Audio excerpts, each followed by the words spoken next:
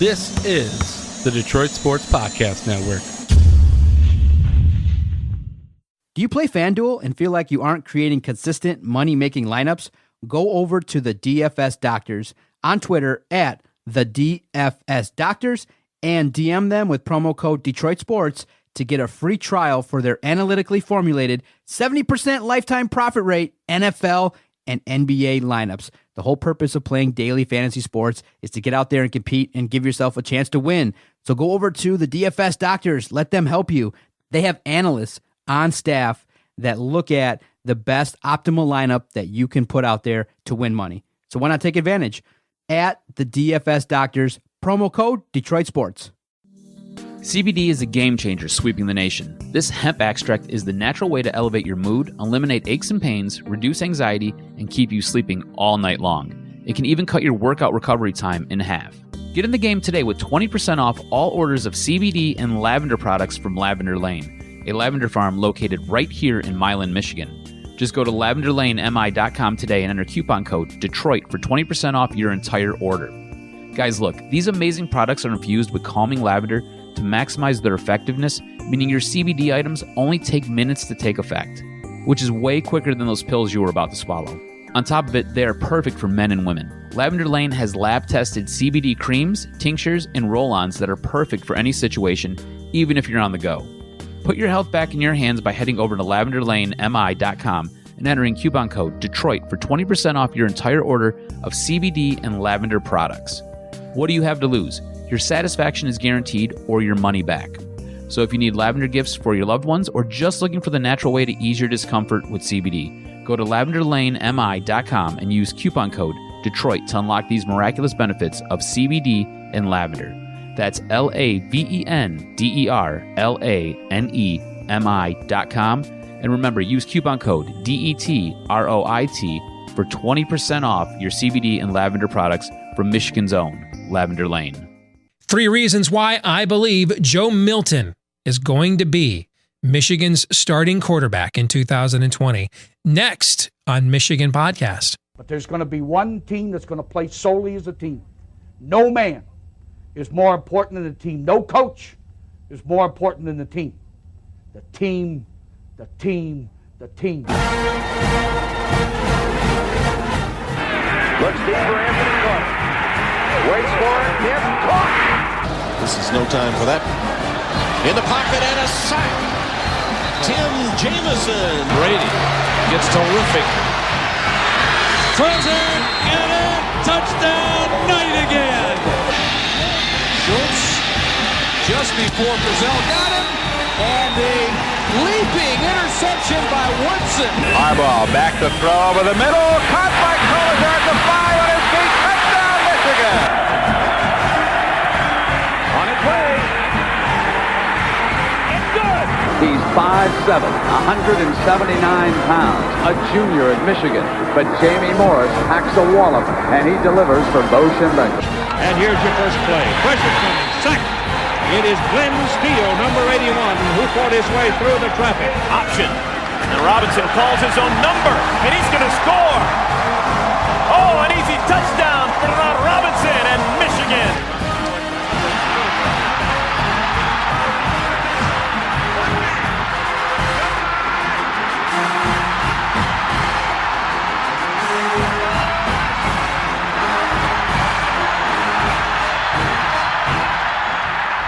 Win it. We're going to win the championship again because we're going to play as a team. And when we play as a team and the old season is over, you and I know it's going to be Michigan again. Michigan.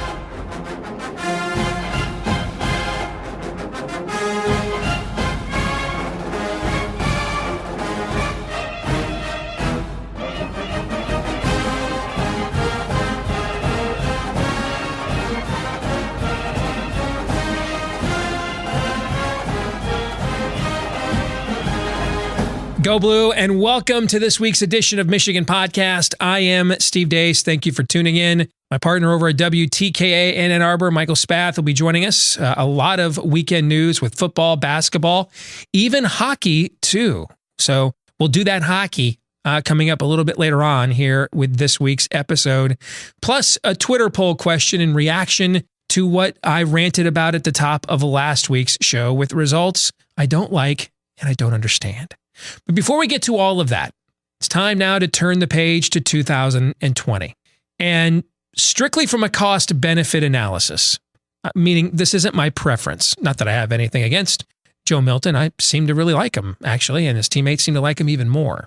But just looking at it analytically, with no emotion, no preferential bias, I think unless Dylan McCaffrey is decidedly better, dramatically better, Joe Milton is going to be Michigan's starting quarterback in 2020 for 3 reasons. But first, let me say this about Dylan McCaffrey. I love Dylan McCaffrey. I was on here early last season, 2019 is last season now, saying I think it's time to make the quarterback switch.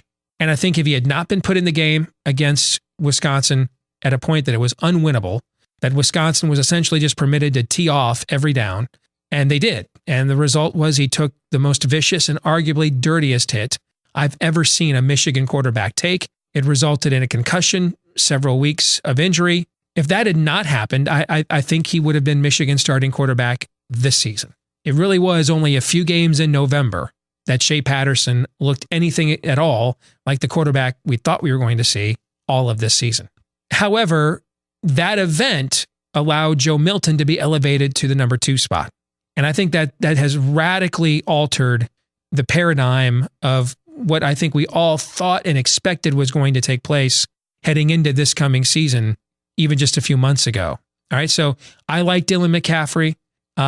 This is not a preference. I'm not choosing a side. My side is Michigan, whichever young man gives us the best chance to get back to being a championship football program again. That's the guy I'm for. Okay. This is now just looking at everything analytically. So with that disclaimer out of the way, here are those 3 reasons. We're to take these one by one. And here is number 1. Any experience advantage McCaffrey had over Milton is now gone. Well, what do you mean, Steve? Dylan McCaffrey's going into his 4th year. Joe Milton is 3rd. Well, he's been here 1 extra year. They each have been in this Josh Gaddis offense for the same amount of time. You know, this isn't learning the complex pro-style offense of Jim Harbaugh, with its dozens of different formations and how many different times can you run the G-trap run gap game. This isn't it. That's not that offense. It's not Jim Harbaugh's offense at all. I think they use some running game principles like the pin and pull and some of that stuff. But I think beyond that, schematically, it's Josh Gaddis's show. And Dylan McCaffrey and Joe Milton have been on campus for the same amount of time to be tutored in the ways of speed and space. So I think that experience advantage McCaffrey had is gone because of that injury. That concussion elevated Milton to number 2. He got all of those number 2 reps. Dylan McCaffrey didn't basically play another meaningful snap the rest of the season. So I don't think there is any kind of experience edge. And if you just looked at these 2 guys physically, you would think Milton's the guy that's been in the strength and conditioning program longer. He is the more physically developed and impressive looking athlete. Just when just looking at him in the underwear Olympics off the hoof, as the scouts like to say. So I don't think there's any experience advantage here. Yes, I know McCaffrey has played in more games, but the vast majority of that advantage came in 2018 in an entirely different offense than the one Michigan's playing in right now. Which leads me to my second reason here, the transfer portal. You know, we're seeing Michigan players now graduate in 3 years. You know, we just saw Cesar Ruiz do it. We saw Donovan Peoples-Jones do it. We saw Benjamin St-Juste do it. And these guys can graduate in 3 years, hit the transfer portal like St-Juste and have 2 years of eligibility left, or go to the NFL like Cesar Ruiz and Donovan Peoples-Jones did. Well, if you look at it behind McCaffrey and Milton, you have Cade McNamara, who my colleague at Wolverine Digest, Brandon Brown, saw sitting in a pretty encased boot at the end of last season. So you have to wonder what his freshman redshirt year development looked like. And then behind them, you have Dan Villari, who I'm personally rooting for because I like the underdog that gets publicly dissed for no reason other than taking a chance on a once-in-a-lifetime opportunity to be the quarterback at a school like Michigan. But even if he ends up panning out as a diamond in the rough, he's going to take 2 to 3 years to develop. All right. If Milton ups and leaves because you anointed McCaffrey, that leaves you with right now a rehabbing Cade McNamara maybe, and an inexperienced project in Dan Villari. Yikes. Now, the same could be true of McCaffrey if he were to leave too. But the difference is Milton would potentially leave with 2 years of eligibility in front of him. Zach Shaw at 24/7 Sports did the math on the transfer portal and found since it debuted in October of 2018, a college football quarterback has entered the transfer portal once every 57 hours. I mean, those numbers are incredible. And with that extra year of eligibility, provided academically he could pull off graduating in 3 years, Milton would be even more highly coveted because you'd have 2 years instead of just 1. So I think the transfer portal is absolutely a factor in this race, and if it's not, then your coaches just aren't paying attention. I think the reason Oklahoma didn't go after Derek King, the Houston transfer at quarterback, is they knew if they did, Spencer Rattler, who was the number 1 quarterback in the country in 2019, would transfer. So coaches absolutely have to understand and what the transfer portal causes you to have to re-recruit your own team on a perpetual basis. That leads me to the third and final factor here, and that is Dylan McCaffrey's injury history. He's thrown a total of 35 passes in a Michigan football uniform. 35. That's 1 game's worth, maybe a game and change. He's had 2 serious injuries, a broken collarbone and then a concussion. And the concussion is the real worry because you have to look at the way the McCaffrey family reacted to that. They brought in their own specialist from Denver to look after him. Now, I don't think that has anything to do with not trusting Michigan's medical care. The University of Michigan is one of the finest university hospitals on this planet. And if they didn't think that the university was going to treat him well, Dylan McCaffrey wouldn't still be here. No, I think it's because this is a family of means. You have to remember his father, Ed, is a former Super Bowl winning Pro Bowl wide receiver. His mom, I believe, is an Olympic athlete. I mean, this is a family of renown. And they get injuries and they're self-aware about them. And they especially get concussions with how long dad played pro football. More likely what it means is that he had either a head trauma in high school and we just don't know about it. And the family wanted the same specialist that looked after him back then to look after him now. Or B, this is not a young man, coming up from an impoverished background, an underprivileged background. And so, he's got a generation of his family that, relying on him getting a college degree or better yet, making millions in the NFL. This is a family of means. And they don't need Dylan McCaffrey to play football for them, to lift them up out of their current socioeconomic condition. So they don't have to take the chances that a typical prospect would have to take with his health. They can take a more long-term, nuanced view and a more enlightened view of this if they would like, by their perspective. Now, whether it's both or neither one of those things, at the very least, if you're Michigan and a guy's thrown 35 passes and he's had 2 serious injuries, you got to do the math there. And especially when you consider his best asset, his best trait is his athleticism. He's one of the best athletes on the team. So, you can't really take away a guy's game and then make him your starting quarterback. You make him a starting quarterback because of a guy's game. So when you do all 3, when you add up all 3 of these factors, I believe if Dylan McCaffrey is dramatically the better quarterback, he should and will play. But barring that, if it's close at all, when you throw in those factors, I think it ends up being Joe Milton that starts against Washington this September. As always, let us know what you think. Follow us on Twitter at Michigan Podcast. Go online to WolverineDigest.com. We have the comment section here on YouTube or your podcast page as well. When we come back, we'll find out what does Michael Spath from Wolverine Digest and WTKA and Ann Arbor think about that and more Michigan news next. All right, back here on Michigan Podcast. We are joined again this week by our good friend, Michael Spath over at Wolverine Digest and WTKA in Ann Arbor. Brandon Brown has one more week off. Although this week he is back at work. He's actually covering Juwan Howard's press conference today, so it's good to have him back. But Michael, good to have you back with us as well, brother. How are you? I'm doing well, guys. I'm doing well. It was a good weekend of sports, and I'm sure we have a lot to talk about in regards to football, basketball, and maybe even hockey. Indeed. Let's get to all 3 of those topics. Let's start with football. Michigan adding 2 assistant coaches this weekend. Bob Shoop, a 2-time former Broyles Award finalist for Assistant Coach of the Year in college football. He's been a 3-time Power Conference defensive coordinator, Mississippi State, Tennessee in the SEC, Penn State here in the Big Ten. Longtime ties to James Franklin, but has previously worked with Don Brown as well. Let's start with his hire. Your thoughts of bringing him in and what you think that means, his addition to the coaching staff, Michael. I think it's Jim Harbaugh getting the best available coach he can to coach the safeties. Bob Shoop has been a secondary coach for most of his career, and I'm sure it was a little bit of like, hey, I need a job, and hey, look, there's a job that's available. Jim Harbaugh has done pretty well with former coordinators joining his staff and finding the right role for them. And this is not a guy that's probably long for the position. I mean, if you've spent most of the past 15 plus years as a defensive coordinator, you don't aspire to spend a long time as a safeties coach. But because of his relationship with Don Brown, and it's always good to have another great mind in the defensive room. And so I think he can help Michigan, and he's going to be working with, in terms of at the safety position, Daxton Hill and Brad Hawkins are two returning starters for the Wolverines, and a couple of young guys that they're pretty excited about. So I think this is a good fit. I don't think this is, like I said, a long-term fit, but I think for a year, for 2 years, it'll probably be a positive on the football field for Michigan.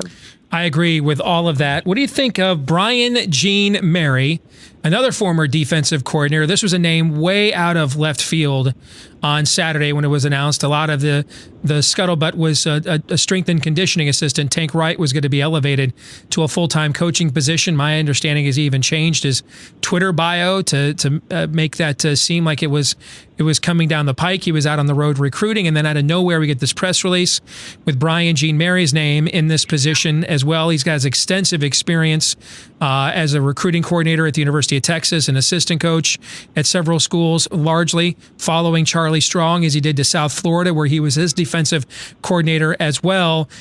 Shoop's not known as a recruiter, more of an Ed Warner type of coach, but Ed Warner's become a good recruiter at Michigan. But that's Shoop, it sounds to me, is it too simple to say he's the X's and O's guys and Brian Jean Mary was brought in? He's really the Chris Partridge replacement. He's really here to bang the drum out on the recruiting trail. Well, that's certainly what it looks like. I mean, that's what his MO was at Texas and at South Florida, is that he was, considered a pretty good recruiter. I wrote a story for Wolverine Digest over the weekend that, 24/7 Sports lets you know like who, in a recruiting cycle when a kid commits, who is the primary recruiter. And Brian G. Mary was the primary recruiter for five-star Malik Jefferson, who ended up going to Texas, and then a number of four-star players. So certainly he's had success recruiting those guys. Now, he's had success recruiting in three incredibly, dominant states for recruiting: Georgia, Texas, and Florida. And so, how does he come to Michigan, and where does he establish himself? Does he go back to those three states? Is he as fearless as Chris Partridge was, wearing the Block M and saying, "Hey, I'm recruiting for the University of Michigan in places that I'm not supposed to be, or that are generally favor the Southern schools?" So I think that is yet to be determined, and I'm curious how he kind of came onto this staff. I know that Jim Harbaugh is not the most forthcoming person, and I read the press release, and they talk about how excited they are to have him. But where did this come from? Because the Bob Shoop stuff was out there last week, but you're right, it was Tank Wright. Tank Wright, the assistant strength and conditioning coach staff, was supposed to be the new position coach, and all of a sudden they lose Anthony Campanelli, and in a matter of 24 hours everything changed. And I wondered a little bit of if they felt like after losing Campanelli and losing Chris Partridge that they couldn't hire someone like Shoop and Tank Wright. They needed a bigger splash, and that Brian G. Mary, with his resume, with his 21 years coaching, and with his extensive track record of recruiting, that they said, like, we need to bring someone like this in, not only for the optics, but just because he has the experience of getting down on the recruiting trail, and he can open up some pipelines for us. I think you guys had a good conversation about him on your radio program today on WTKA, and Brandon added some context, which is essentially, this guy is not going to come in here, no matter how good of a recruiter he was rated by 24/7 Sports. You just don't get too many guys to leave too far from their home regions. Just the numbers bear that out, all right? But if you can get, in any given class while he's here, 2 to 4 kids out of these talent-rich states in each class that you otherwise would not have gotten, that's at this point, that could very well be the difference between finishing 9th to 11th every year in the AP poll and actually being more of a factor on a national level, because that's the margin for error that Jim Harbaugh is dealing with right now. And with, Dan Mullen, the coach at Mississippi, now at Florida, has a great line that the hardest thing to do in college football is go from 10 to 11, go from a 10-win program to an 11-win one. And this is the move Michigan is trying to make right now. And frankly, it's probably one assistant coach that at one position and 2 to 3 recruits in a class that could make the difference there. I mean, that's the margin for error that Michigan's dealing with right now.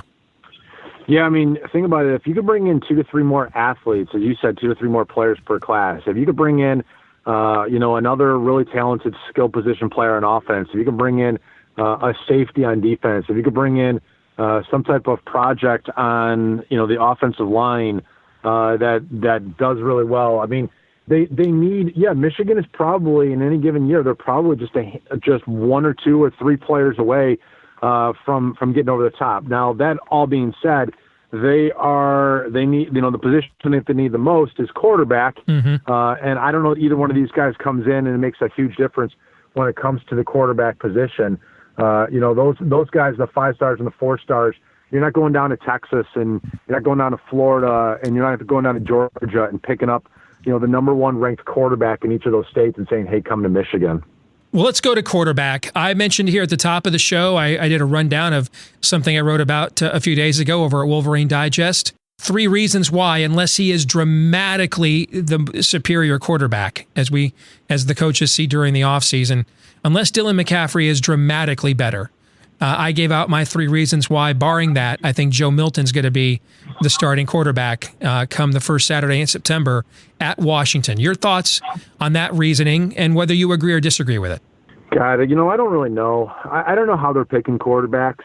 When you look at the first guy, Jake Rudock came in, I think everybody kind of agreed that he was the, quote unquote, the slam dunk. They didn't really have anything coming back onto the roster, and he was a grad transfer, and this is kind of the new wave, and it made a lot of sense, and so everybody was in agreement. And the next year, Wilton Spate, the battle between Wilton Spate and John O'Korn and Brandon Peters, and he kind of just went with the guy with the most experience, and then when he went with Shea Patterson, he went with the guy with the most experience, and this year again, he went with the guy with the most experience, and so I don't know how they're picking quarterbacks. I mean, quarterback play at Michigan and the development of the quarterbacks for the last 5 years has been one of the great conundrums of this program. And so, if you're asking me like my confidence level in picking Joe Milton over, or you laid out a great three-pronged attack on why this could be the case.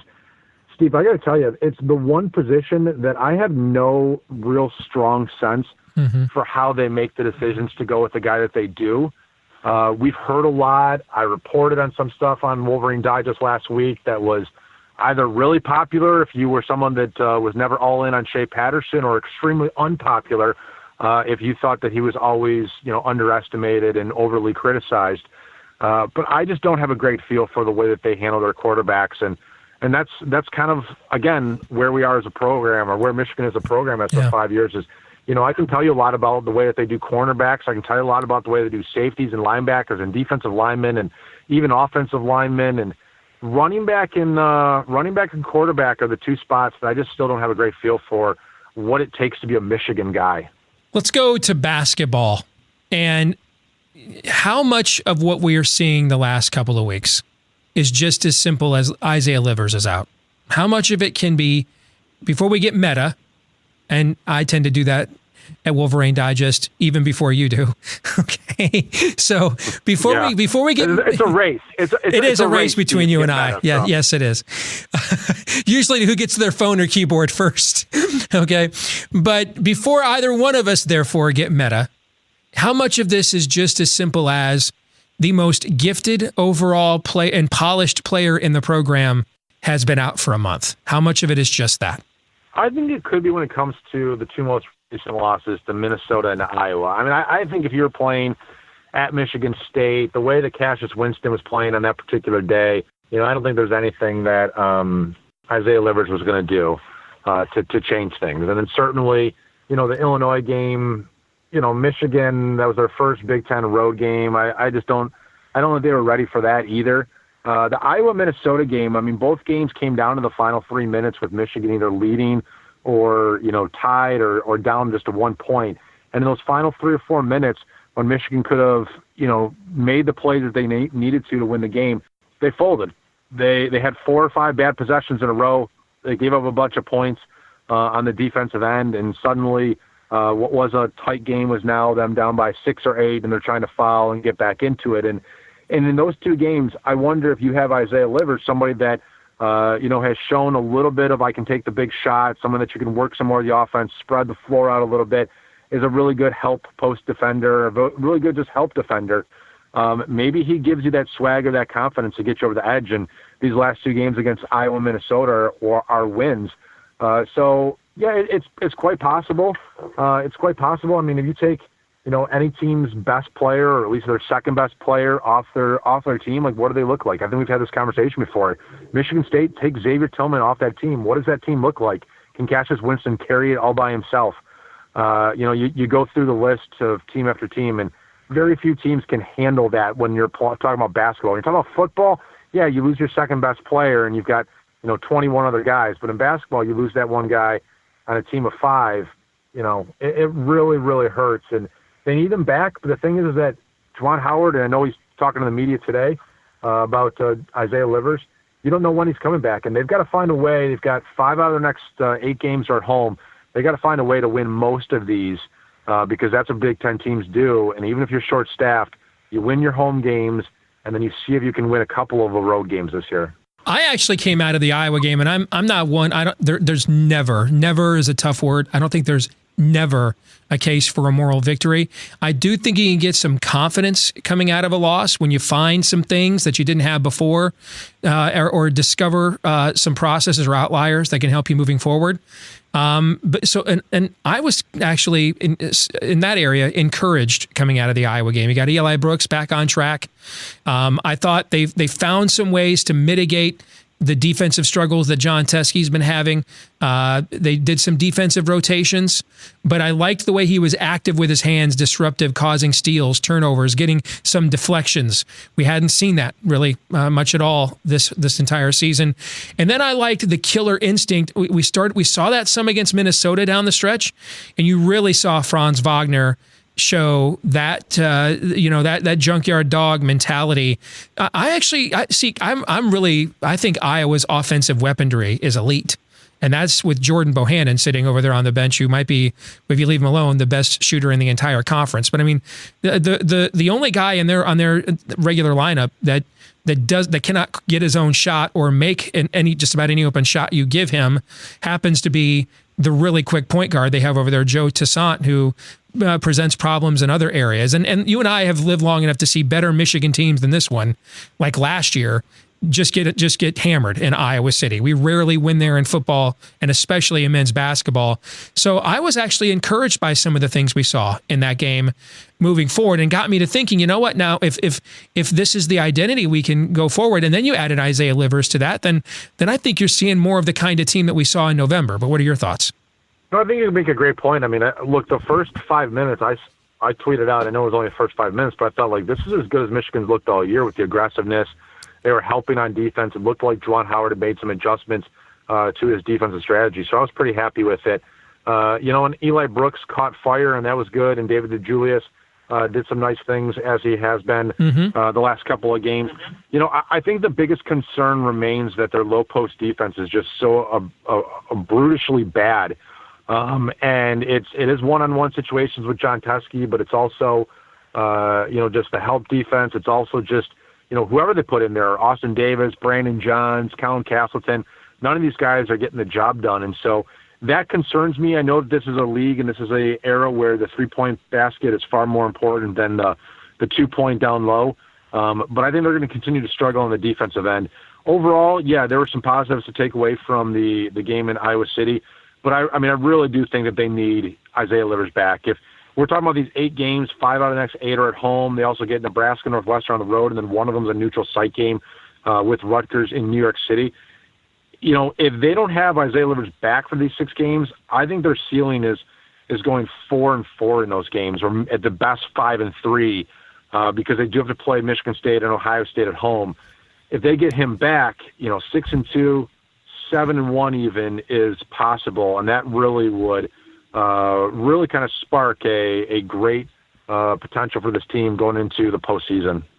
Finally, you mentioned it already, but let's talk some hockey, because as Chance the Rapper likes to say, as they say in hockey, let's do that hockey. All right, so I think a lot of us, I'm a big hockey guy, but I think a lot of us, given the way this season started, just decided, Michigan, Ohio State in football is enough. I can't add hockey disappointment to this. And I frankly just, forgot we had a hockey team for about a month. And now all of a sudden they're the road warriors of Big Ten hockey. First Notre Dame, now Penn State. What's going on here? Because they did this in Mel Pearson's first season too, as I recall, right? Got off to a difficult start, then went on that incredible run and went all the way at the end of the year, and then went to the Frozen Four. So what's been the spark here? Well, I think the biggest difference the last couple of weeks has been two things. One, they've been outstanding goalie play.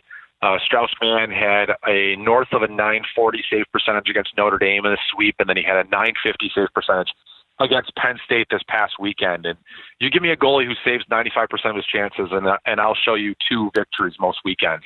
So that's been really helpful. I mean, he's played really well all year, but now he's raised his game to another level. Of course, it's not just him, it's the defense in front of him playing really well. The other thing is getting the goals. I mean, this is Michigan entered that Notre Dame weekend. I think they were 51st or 52nd in college hockey, averaging 2.2 goals per game. And, they were wasting all these great efforts by their sophomore goalie. And then you get out here and against Notre Dame, they score 3 each night. Not amazing numbers, but they score 6 goals in the weekend, and that's an improvement. And then this past week against Penn State, 11 goals, 6 on the first night, 5 on the second night. Same argument that I just said about if you stop 95% of your chances.